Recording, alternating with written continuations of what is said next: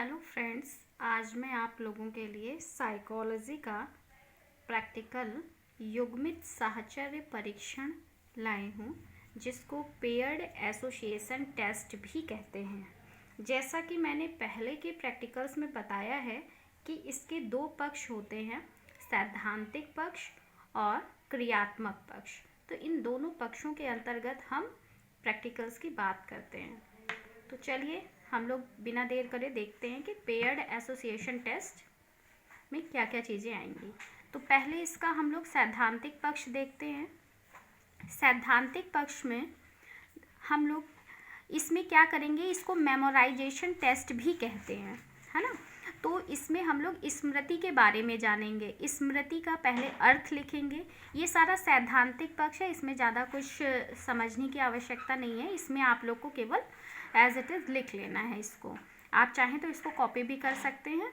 देखिए, स्मृति का अर्थ आपको लिखना है कि स्मृति क्या होती है, उसकी परिभाषाएं क्या हैं। जैसे मैंने यहाँ पे देखिए मेंशन किया हुआ है परिभाषा में वुडवर्थ की, रायबर्न की और स्काउट के अनुसार इनकी परिभाषाएं मैंने यहाँ पे मेंशन की हुई हैं।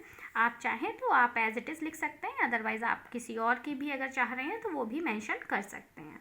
ठीक इसी प्रकार फिर इसका हम लोग कंक्लूजन लिख देते हैं कि स्मृति क्या है। उसके बाद स्मृति के अंगों के बारे में लिखते हैं, जैसे स्मृति के अंग और धारण, पुनः स्मरण और पहचान। इसके बाद लिखेंगे हम अच्छी स्मृति के लक्षण क्या हैं, है ना, जिसमें से शीघ्र अधिगम, उनमें धारण शक्ति, शीघ्र पहचान, शीघ्र पुनः स्मरण, अनावश्यक बातों को भूलना।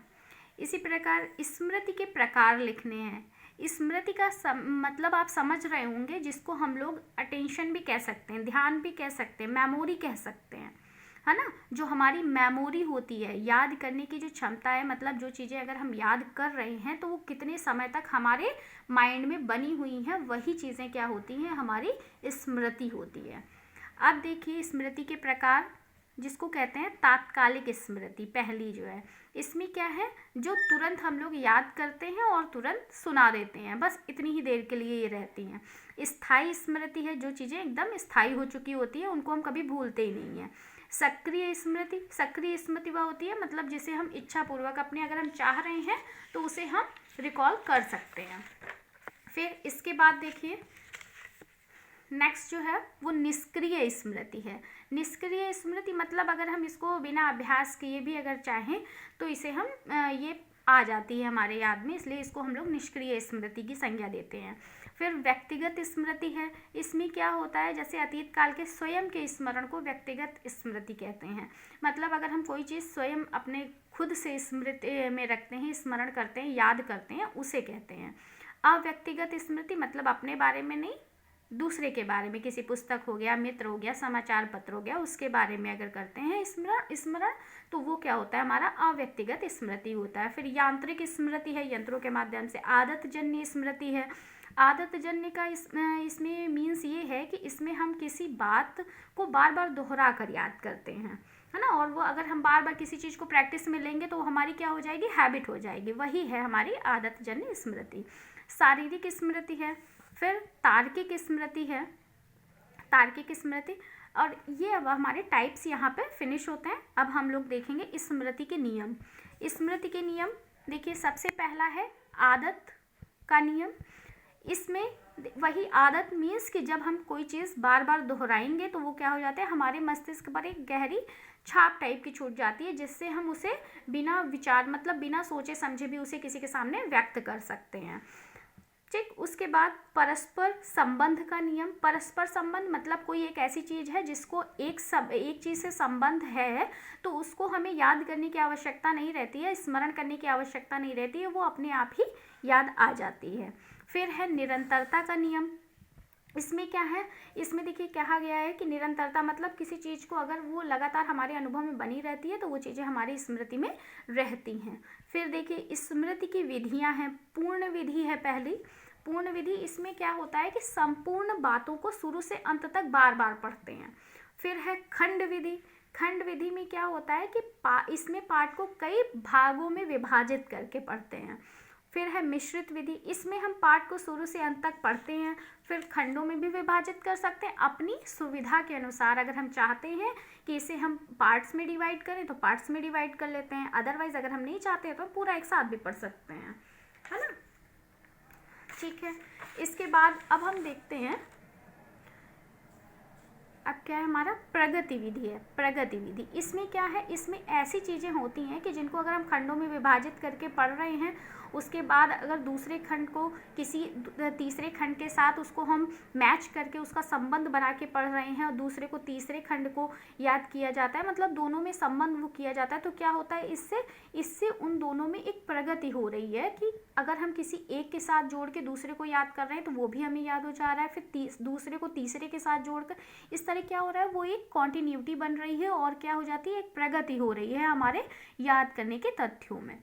फिर निरंतर विधि है। निरंतर विधि इसमें लगातार आप क्या करते हैं, किसी चीज़ को दोहराते हैं तो वो निरंतर विधि हो जाती है। स्वर विधि, इसमें स्वर विधि क्या कहती है, इसमें हम किसी भी पाठ को लय से, मतलब लय इन द सेंस कि हम उसको स्वर, जो हमारे स्वर वर्ण होते हैं उनके माध्यम से पढ़ते हैं। रटने की विधि, रटने, इसमें बिना सोचे समझे हम लोग क्या करते हैं, किसी भी चीज़ को केवल रट लेते हैं। फिर मौन विधि है। मौन वाचन, जिसको आप लोग एक समझ रहे होंगे कि केवल पाठ पढ़ते हैं, वो भी मन में पढ़ते हैं, है ना। ठीक, उसके बाद हम स्मृति के महत्व के बारे में जानेंगे कि स्मृति का महत्व क्यों है और क्या है। देखिए, सबसे पहले देखते हैं कि स्मृति हमारे दैनिक जीवन का महत्वपूर्ण अंग है। बिना स्मृति के मनुष्य को अपना जीवन सुचारू रूप से चलाना कठिन हो जाता है। स्मृति का महत्व इन द सेंस, देखिए इसमें कुछ बातें हैं जिनको जानना चाहिए। सीखने की प्रबल इच्छा, ध्यान, रुचि, प्रेरणा, सीखने के नियम, स्मरण करने की विधियाँ, विश्राम, पुनरावृत्ति, शारीरिक व मानसिक स्वास्थ्य, वातावरण, साहचर्य, स्मृति प्रतिभागों का योग। ठीक, इतने सारे जो ये हैं, ये सारे क्या है, स्मृति के महत्व को बतला रहे हैं कि अगर आपको सीखने की प्रबल इच्छा है तब तो आप किसी चीज़ को याद रख सकते हैं, उसको अपनी स्मृति में बनाए रख सकते हैं। ध्यान करने का रुचि है, आपकी इंटरेस्ट है, आपको मोटिवेशन दिया जा रहा है या सीखने के जो नियम उनको फॉलो कर रहे हैं, तो ये सारी चीज़ें क्या है, स्मृति के महत्व को बता रही हैं।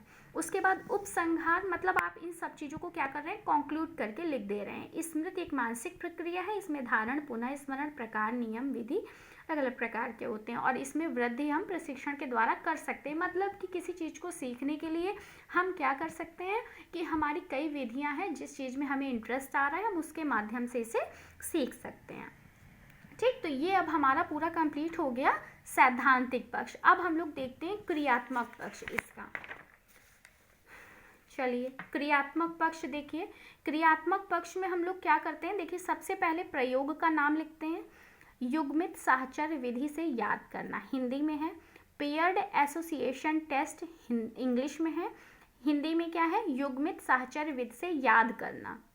मेमोराइजेशन, उद्देश्य क्या है, अब इस जो हमारा प्रयोग है, एक्सपेरिमेंट है, उसका उद्देश्य क्या है, प्रयोज्य की स्मरण शक्ति व धारण शक्ति का अध्ययन करना, युग्मित साहचर्य विधि से याद करने की प्रक्रिया का अध्ययन करना, स्मरण को प्रभावित करने वाले कारकों का अध्ययन करना। ठीक, इतनी सारी चीज़ें हमारा उद्देश्य है कि हम इन चीज़ों को इसमें अध्ययन करेंगे। ठीक है, इसके बाद अब हम प्रयोज्य का परिचय लिखते हैं।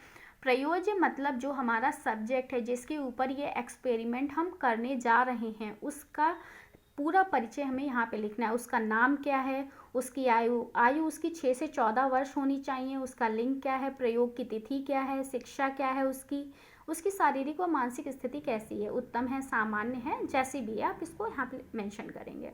फिर प्रयोगकर्ता का परिचय लिखेंगे। प्रयोगकर्ता मतलब जो बीएड कर रहा है, अगर आप बीएड कर रहे हैं तो आपका नाम यहाँ पे आएगा प्रयोगकर्ता के नाम की जगह। शिक्षा आप अपनी लिख देंगे, अगर आप बीए बीएससी जो भी आपने किया हुआ है यहाँ पे मेंशन करेंगे। व्यवसाय में छात्र अध्यापक भी लिख सकते हैं, शिक्षक प्रशिक्षक भी लिख सकते हैं, है ना।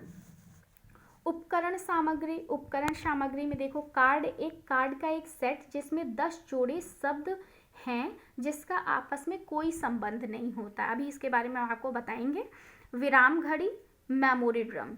देखो मेमोरी ड्रम की इतनी आवश्यकता नहीं होती है क्योंकि मेमोरी ड्रम हम लोग इतना ज़्यादा यूज़ नहीं करते हैं। अगर हम चाहें तो केवल कार्ड की सहायता से ही अपने इस टेस्ट को हम पूरा कर सकते हैं, इस एक्सपेरिमेंट को।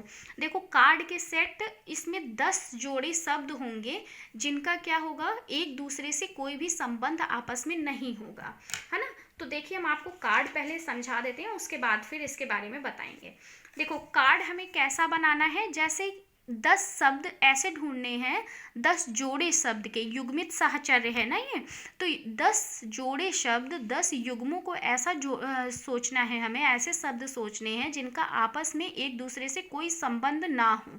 तो देखिए मैंने एक आपको एग्जाम्पल के तौर पे बनाया हुआ है, आप इसको देख सकते हैं। जैसे एक युग्म है कपड़ा और पुस्तक, है ना। तो ये कपड़ा और पुस्तक, कपड़ा देखो अलग होता है, पुस्तक पढ़ने वाली चीज़ होती, कपड़ा पहनने वाली चीज़ होती, तो इन दोनों में कोई संबंध आपस में नहीं है। तो हमें ऐसा ही देख के बनाना है कि हमारे इसमें कोई संबंध ना हो। और ऐसे ही हमें कितने बनाने हैं, 10 बनाने हैं। 10 कार्ड ऐसे ही हमें कार्ड बनाने हैं जिसमें हम 10 वर्ड ऐसे लिखेंगे, 10 युग्म शब्दों के जिनका आपस में कोई भी संबंध नहीं होगा। इसको बहुत सोच समझ कर लिखते हैं, इसमें तर्क क्षमता का भी प्रयोग किया जाता है, इसलिए हम बहुत ध्यान रखेंगे कि कोई भी ऐसा शब्द ना लिखें जिसका आपस में कोई संबंध हो। ठीक है, चलिए अब इसके आगे देखते हैं हम। ये हो गया हमारा। अब प्रारंभिक तैयारी में आप सभी जानते हैं कि हम लोग क्या करते हैं कि प्रयोज्य को प्रयोग प्रारंभ करने से पूर्व शांत व हवादार कमरे में बिठाते हैं। मतलब उसको ऐसे जगह बैठाएं जहाँ पे वो अच्छा अनुभव करे और अच्छे से एक्सपेरिमेंट कर पाए। ठीक है, अब निर्देश देने हैं, मतलब जब हम बच्चे से एक्सपेरिमेंट, जो हमारा प्रयोज्य है, सब्जेक्ट है, उसके ऊपर एक्सपेरिमेंट करेंगे तो पहले हम उसको बताएंगे कि आपको क्या क्या चीज़ें करनी है, कैसे करनी है। देखिए पहला है कि हम तुम्हें 10 कार्ड दिखाएंगे जिस पर प्रत्येक में एक जोड़े शब्द लिखे होंगे। इन शब्दों का आपस में कोई संबंध नहीं है। ठीक, जैसा कि मैंने आपको बताया, प्रत्येक कार्ड को 2 सेकंड के लिए दिखाया जाएगा। देखो कार्ड दिखाएंगे, 10 शब्द क्रम से दिखाएंगे और क्या करेंगे, उनको केवल 2 सेकंड के लिए दिखाएंगे। फिर तुम कार्डों को क्रम में याद रखना, मतलब जैसे जैसे हम दिखाते जा रहे हैं वैसे वैसे क्रम में आपको याद रखना है। इस क्रिया की समाप्ति पर तुम्हें युगल शब्द का प्रथम भाग दिखाया जाएगा। तुम्हें संगत वाला शब्द बताना होगा। यह क्रिया पहले कार्ड को लेकर के 10 कार्ड तक करनी है। मतलब जब आपसे पूछा जाएगा तब क्या किया जाएगा, ये जो कार्ड है इसमें केवल आपको, जैसे ये कपड़ा दिखाया गया, केवल ऐसे करके मोड़ दिया जाएगा और केवल कपड़ा दिखाया जाएगा, तो आपको जो इसके साथ वाला पेयर रहेगा इसके बारे में बताना होगा। ठीक, इसी तरह पूरे 10 कार्ड जो आपने बनाए हैं उनके बारे में ऐसे ही करके आपको पहला वर्ड दिखाया जाएगा और दूसरे के बारे में आपको जानकारी देनी होगी। फिर अगर तुमने संगत वाला शब्द गलत बताया तो क्या होगा, उसी शब्द को उसी क्रम में 2 सेकंड तक दिखाने के पश्चात आगे वाले क्रम का प्रथम शब्द पूर्ववत दिखाया जाएगा। तुम्हें उसके संगत वाला शब्द बताना होगा।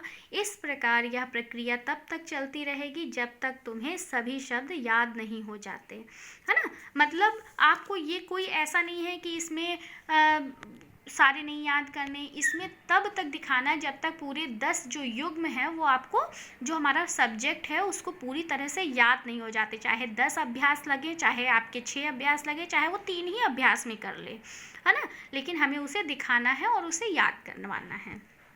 ठीक, अब देखिए मेथड देखिए कि कैसे करना है। इस प्रयोग में 10 कार्ड युगल शब्दों सहित 2 सेकंड तक दिखाते हैं। प्रयोज्य से कहते हैं वह शब्दों को उसी क्रम में याद करें। अब पहले कार्ड का पहला शब्द दिखाया जाएगा और प्रयोज्य को संगत शब्द बनाने के लिए कहा जाएगा।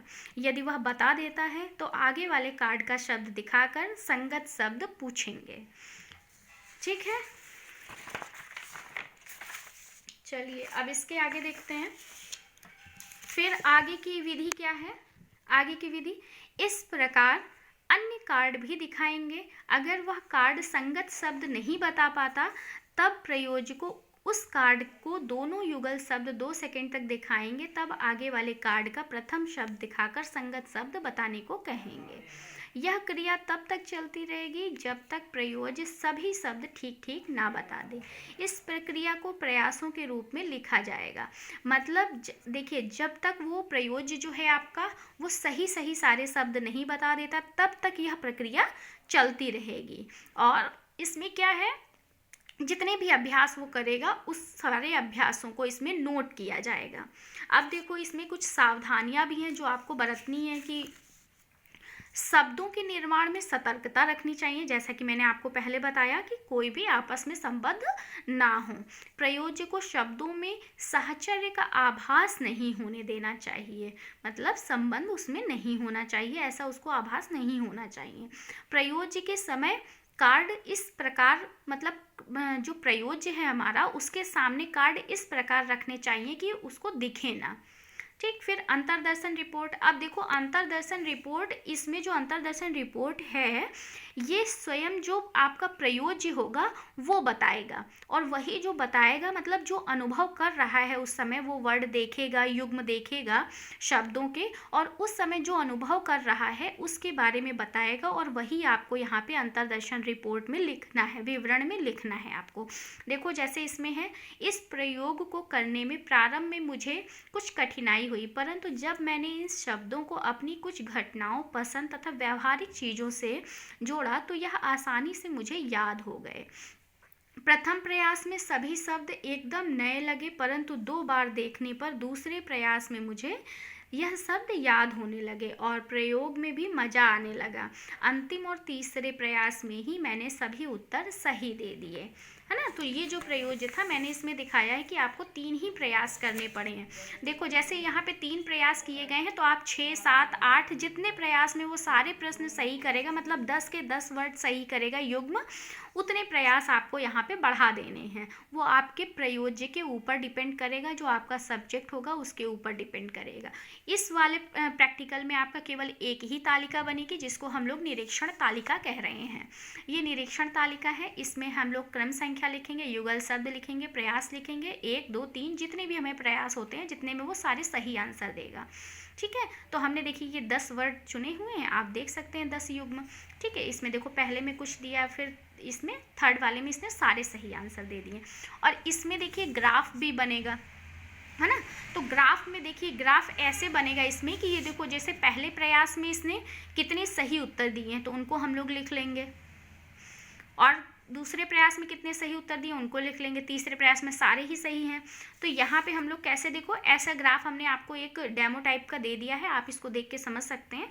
इस साइड हम लोग सही उत्तरों की संख्या लिख देंगे वाई एक्सिस पे, और एक्स एक्सिस पे प्रयासों की संख्या लिख देंगे। तो प्रयास हमारे केवल 3 ही किए गए हैं, तो अगर वो जो उसमें ग्राफ में बॉक्स आते हैं तो एक छोटा बॉक्स, 2 छोटे बॉक्स, इस तरह से हम लिख सकते हैं, या छोटे खाने जैसे भी आप चाहें उस तरह से मेंशन कर सकते हैं। उसके बाद पहले प्रयास में हमारे देखिए 1 to 5 हमारे सही हुए हैं, तो हमने 5 नंबर पे ऐसे करके इसको बनाया है। आप चाहे तो यहाँ से बना सकते हैं, अदरवाइज यहाँ से नहीं बनाना चाहते तो केवल ऐसे। लेकिन ये हमारा प्रोग्रेस कैसे जा रहा है, ऐसे जा रहा है, तो क्योंकि पहले 5 सही हुए, फिर 7, फिर उसके बाद पूरे 10 के 10 हमारे सही हो गए हैं। ठीक, तो इस तरह हम ग्राफ बना लेंगे। लेकिन इसी तरह देखो जो सही का ग्राफ बनाया है, इसी तरह हमें जो हमारे रॉन्ग हो गए हैं उसका भी ग्राफ बनाना होता है। अगर हमारे कहीं कहीं पे ऐसा होता है कि टीचर्स कहते हैं कि आप जो सही का ग्राफ बना रहे हैं तो उसके बाद गलत का भी बनाइए, तो आप ऐसे ही जैसे आपने यहाँ पे दिया हुआ है तो वैसे ही आप गलती का भी ग्राफ बना सकते हैं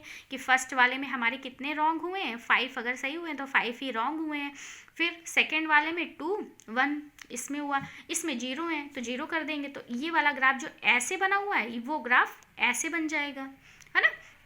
ओके, फिर देखो अब इस प्रयोग का शैक्षिक महत्व क्या है।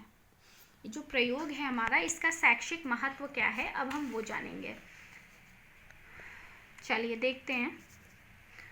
देखिए यह प्रयोग यह प्रदर्शित करता है कि युग्मित साहचर्य को याद करने की क्रिया पर पर्याप्त प्रभाव पड़ता है। अध्यापक अपने अपने शिक्षण में इसका आधार लेकर स्मृति क्रिया को बलवती बना सकता है।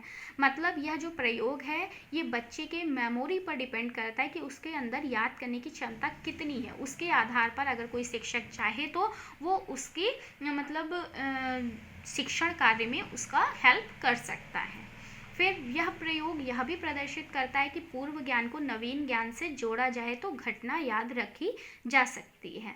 मतलब अगर हम चाहें बच्चे को केवल कोई पूर्व घटना याद है तो उसके बेसिस पे हम उसको नया पाठ पढ़ा सकते हैं, नई चीज़ें बता सकते हैं। फिर एक और महत्वपूर्ण बात जो इस प्रयोग में सिद्ध हुआ कि याद रखने में रुचि का महत्व है। प्रयोज्य ने शब्दों को अपनी रुचि से जोड़कर याद कर लिया है, अतः शिक्षण में छात्रों की रुचि को जागृत करना भी इसका कार्य है। मतलब अगर हम रुचि उसके अंदर जागरूकता लाएंगे तो क्या करेगा, उसके लिए हेल्पफुल होगा, वो आगे उसके फ्यूचर में बेटर फील करेगा वो। फिर परिणाम, अब देखो हमारा परिणाम क्या आया है इसमें। प्रयोज्य को शब्दों को याद करने में 3 प्रयास लगे, है ना, 3 प्रयास लगे, आपने देखा।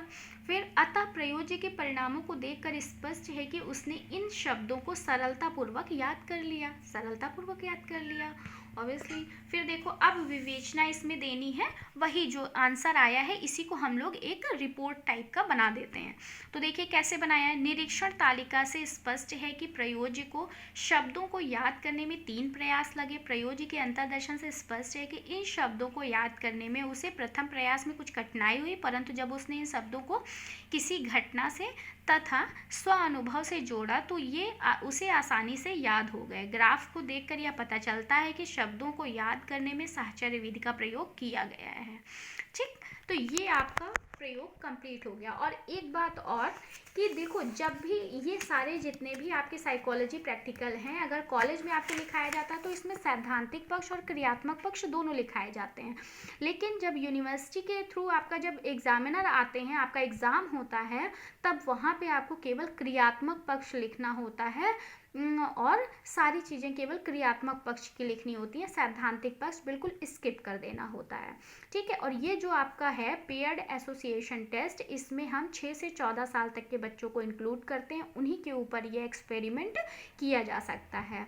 ठीक है, अगर आपको समझ में आया हो तो आप लोग वीडियो को लाइक शेयर सब्सक्राइब करें, और अगर आप कुछ सुझाव देना चाहते हैं तो कमेंट करें। ठीक है, थैंक यू।